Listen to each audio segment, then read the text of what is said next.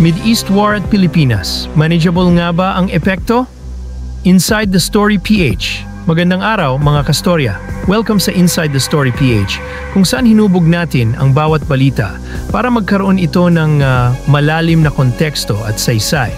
Ngayon, pag-uusapan natin ang isang mahahalagang tanong. Mapapamahalaan ba ang epekto ng giyera sa Mideast sa Pilipinas? Dahil sa pahayag ni Pangulong Marcos na manageable raw ang epekto nito sa economy at OFWs.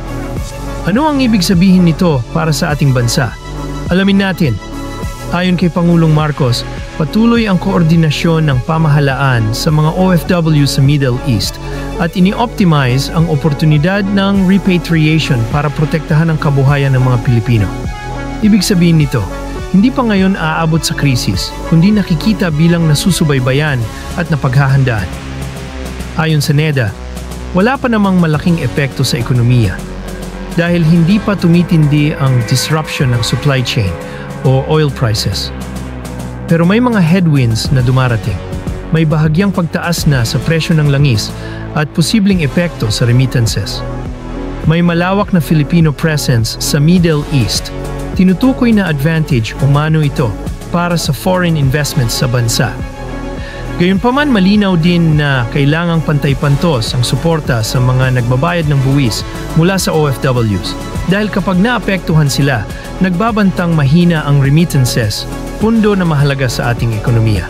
Formal na nanawagan si Pangulong Marcos para sa diplomatikong solusyon sa Middle East, kabilang Gaza at Lebanon. Ang banta ng massive conflict ay hindi lamang may epekto sa ekonomiya. Provide ito ng mga strategic scenarios para sa foreign policy at kaligtasan ng mga Pilipino sa abroad. Mga kastorya, masasabi nating manageable nga ang epekto ngayon, pero hindi naman ito libre sa risk. Kailangan nating maghanda at magplano, lalong-lalo na pagdating sa ekonomiya at kabuhayan ng OFWs. Ano sa tingin nyo ang pinakamahalagang hakbang ng gobyerno para rito?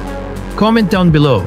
Huwag kalimutang mag-like, mag-subscribe at i-share ang video na ito para lagi kayong updated at informed sa mga storyang may saysay. Inside the Story PH, ang bawat balita, pinag-aaralan ng mas malalim.